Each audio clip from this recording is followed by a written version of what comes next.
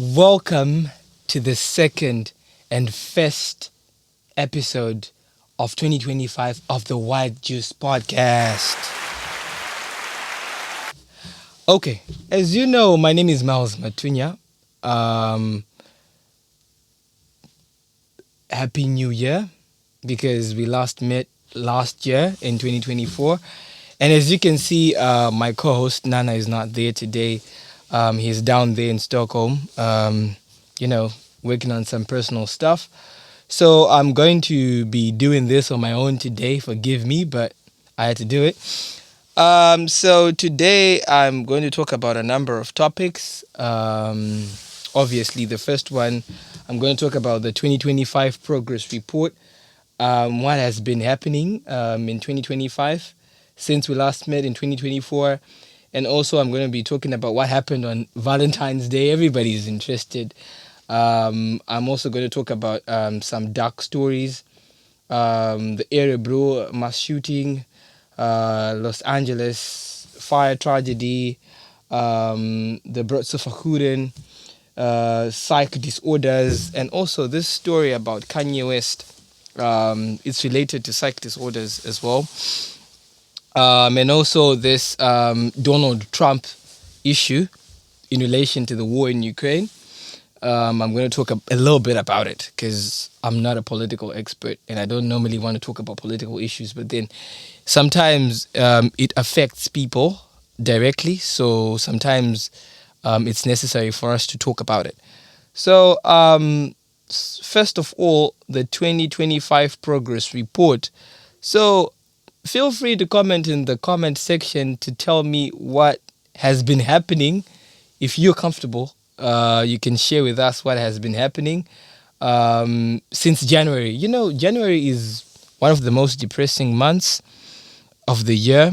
And speaking from my own personal experience, I think January, I would want to say it's the most boring month of the year, actually, because everything is slow. People are broke, from December, spending a lot of money. A lot of money. The cash register is always open in December. So, like, most people are broke and going through financial struggles in January. So it becomes a very depressing month, and it becomes a very boring month. So, do you have New Year resolutions? I do. I have 10 New Year resolutions. So far, I've completed 3 of them. So it's 3 out of 10, 30% progress. An applause for me. An applause for me. A round of applause for me. So that's all about the 2025 progress report. A lot of things have been happening. Same old. But food prices have increased a little bit. And also not forgetting a special shout out to the producer of the podcast, Mr. Teo. He's in the background. You can't see him and you never see him. Yeah, he's behind the camera. He's behind the scenes making sure things look good, things look nice. So moving on to the most interesting topic of the day, Valentine's Day. People normally ask questions. Do you have a girlfriend? Miles, do you have a girlfriend? Did you buy your girlfriend a Valentine's Day present? Unfortunately, I don't. So, yeah, I know Valentine's exists, but I have this separate belief about Valentine's. Yes, I know it exists. It has been there for ages. When I was young, I used to believe so much in it. But when I grew up, this is my opinion. I'm not saying this is the truth or something, but I feel like Valentine's is more of a business strategy than it is a genuine thing. That is what I think. Because I feel like companies and corporates, they use Valentine's to push their businesses. Because remember, businesses and corporates, they don't sell commodities. They sell emotions, the emotions that are behind the commodities that you buy. So they've realized that people have an emotional attachment to this day People express their love to their partners. So they took advantage of that. So now it's more of a capitalistic or a financial thing than it is a genuine love expression day. Because remember, look at where it's positioned. It's 14 days into February, which is the second month of the year after coming out of January, the most boring month. So like it's meant to facilitate the recovery of corporates coming out of January, where like the coffers are dry and they're trying to push units and sales. So they were like, okay, what can we do to regain the money lost in January? Okay, so let's just push this Valentine's narrative for couples to buy presents for their spouses and all that. So as for me, I feel like Valentine's Day is more of a business strategy than it is a genuine love expression day. That's what I think. So you can appreciate the person you love any day, even on the 21st of October, even on the 2nd of July, or even on the 1st of June. You can, even today on the 1st of March, you can appreciate someone you love. So it doesn't necessarily have to be on the 14th. Because, this pressure that is associated with the 14th of February, it's alarming. Like, people get depressed when they just can't find money to buy presents for their loved ones. So it becomes more of a stressing issue or a depressing issue than it is supposed to be, because it's just supposed to be a day where you appreciate someone you love, but then it switches and it becomes a stressful day. So it's not good for our mental health. I've always been advocating for mental health, so I feel like it's more of an emotional or psychological burden than it is an expression of love. So that's all about Valentine's Day. That's what I think about Valentine's Day. So I'm actually waiting to see what you guys think about Valentine's Day in the comment section. So moving on to a sad story that happened in January, Los Angeles, United States. There was a geographic disaster that occurred. Wildfires destroyed a lot of expensive property in Los Angeles. Number of notable people, celebrities, artists, some of them lost their houses in Los Angeles. This was really touching and emotional for us to see. Celebrities like Mel Gibson, celebrities like Jhené Aiko, they lost their valuables as a result of the wildfire. Los Angeles is a dry region of the United States. It's more like a desert, so wind blows at a very terrific speed. It's dry. The vegetation is dry. So if a fire starts at a very strategic position, a lot of property is just prone to destruction. So we stand and we bear with the people of Los Angeles, and we hope that they manage to recover and reconstruct what they lost during the fires. So I personally, and the podcast, the YGS podcast, we stand with the people of Los Angeles who lost their property and their valuables as a result of the fire. Moving on to another issue, there's the issue of the Örebro mass shooting. It happened in February, I think, beginning of February. Örebro is a city in Sweden, 200 kilometers, I think, northwest of Stockholm. There was a mass shooting that happened. 11 lives were lost, including the alleged shooter. It was at an adult learning center. We call it a vuxen.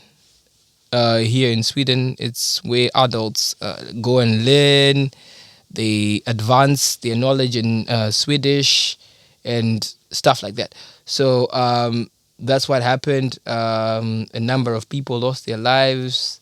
A shooter just came into the premises, fired shots at people, and 10 people lost their lives. And he went on to shoot himself according to the allegations, according to various sources from the news, they divulged that information. But then the investigations are still ongoing, so we can't be certain about what happened and the motives behind the shooting. We are not completely aware of it, but then investigations are being done. We saw the Prime Minister of Sweden visiting the area. The royal family, the Swedish royal family, visited. So, as the YG's podcast, we stand and we bear with the families of the people who lost their relatives and their loved ones as a result of this mass shooting that occurred in Örebro. It left a lot of people in shock, since it's the biggest mass shooting in Sweden's history. So people were shocked. We were shocked to hear something like that happening in Örebro, of all places, in Sweden, one of the most peaceful countries in the world, and that happens. So it's something that shocks us. So I personally stand with the people who lost their relatives as a result of this mass shooting. So moving on to something that is really important and pivotal in the mental health domain. There's this crime victim support line.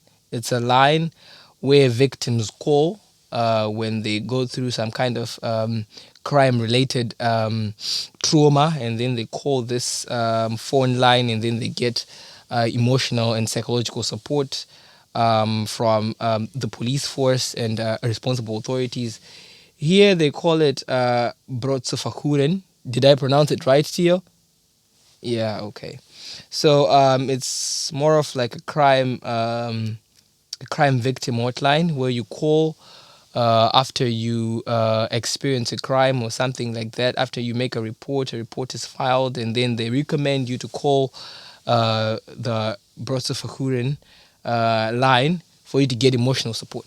So it's pretty good, like, to have something like that in place, whereby after you become a victim of a particular crime, you get emotional support, you get psychological support, you get an opportunity to vent or to express yourself after being a victim of a crime.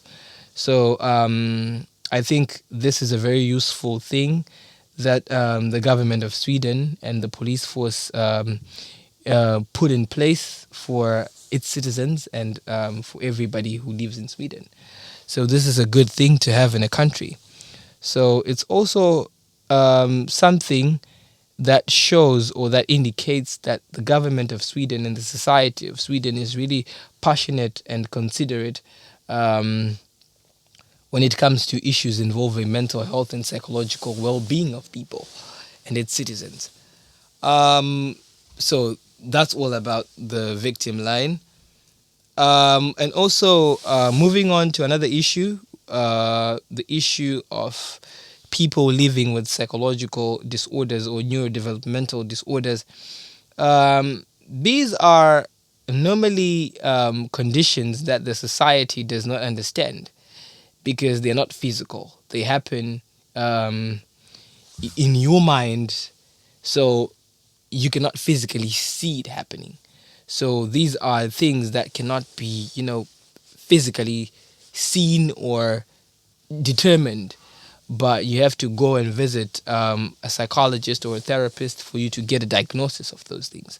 So the society normally has mixed emotions or mixed reactions towards psychological disorders, and there's some kind of stigma associated to these disorders.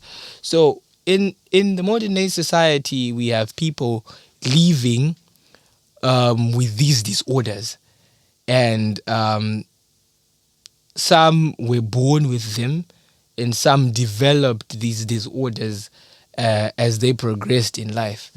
For example, there's the bipolar disorder, there's autism, there's ADHD, there's OCD, there's borderline personality syndrome. There's a lot of syndromes, learning disabilities and stuff like that. So those are disorders that the society does not really pay attention to. but there's more research that needs to be done, and I think Sweden and the Western world and other parts of the world are really working so hard to make sure that people that have these psychological disorders get the adequate amount of help that they need. They get the adequate amount of attention that they need.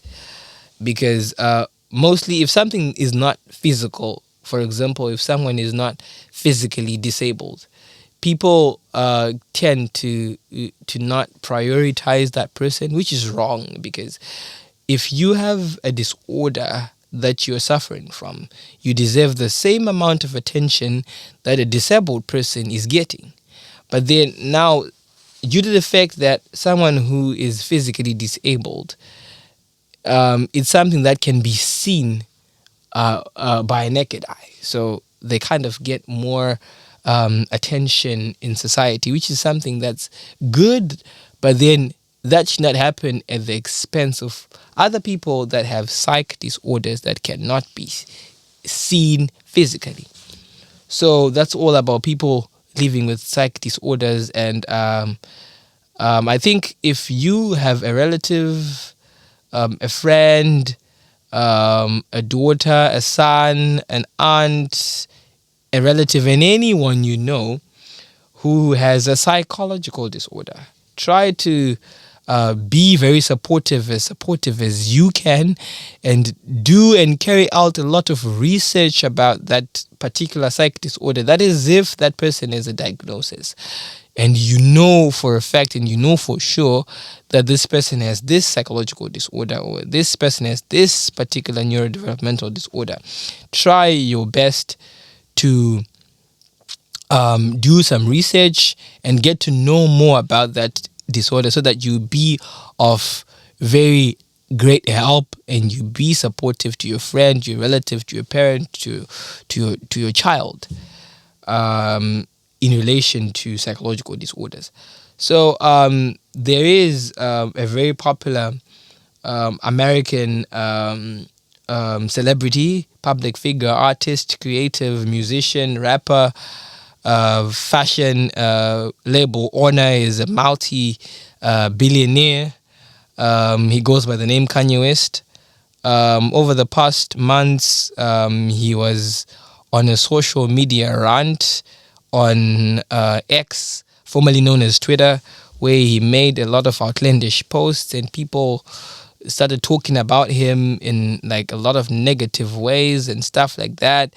And he made a lot of controversial and suggestive remarks on X.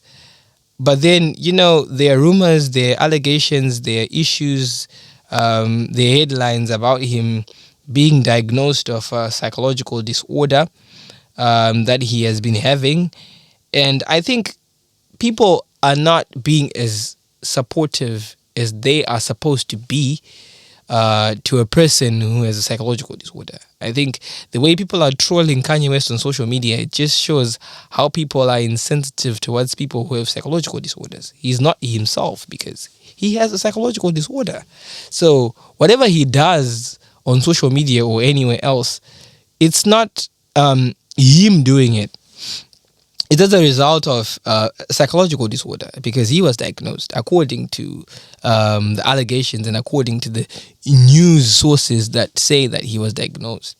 So based on that information, it shows that people should be more sympathetic and more empathetic, I should say, towards a person who has psychological disorders.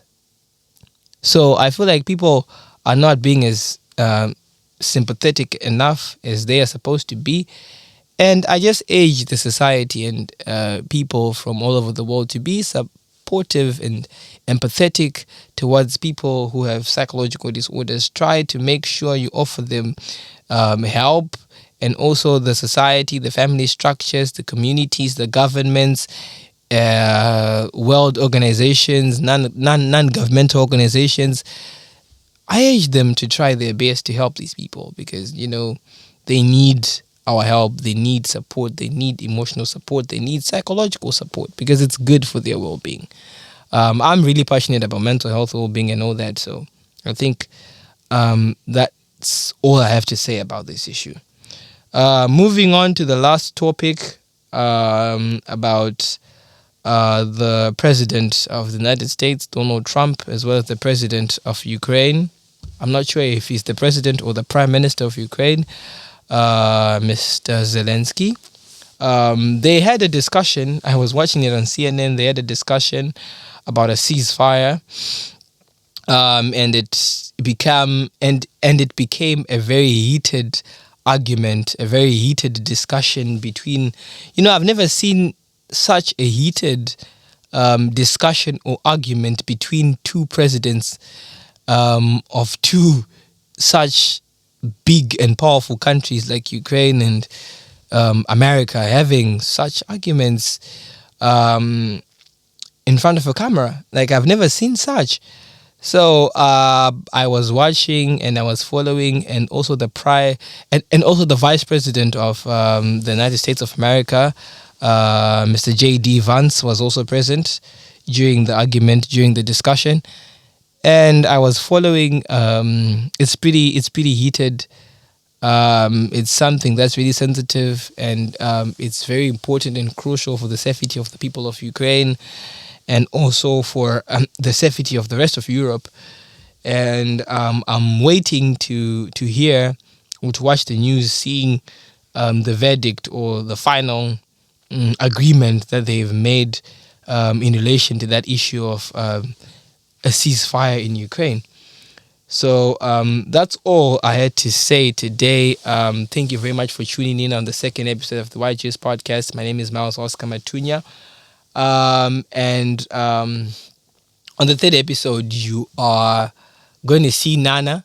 He's going to be here. He's going to return in the third episode, and we're going to be talking about more fascinating, more emotional stories and more issues related to physical well-being, emotional well-being, mental health, and mental well-being. So I want to thank everybody for subscribing.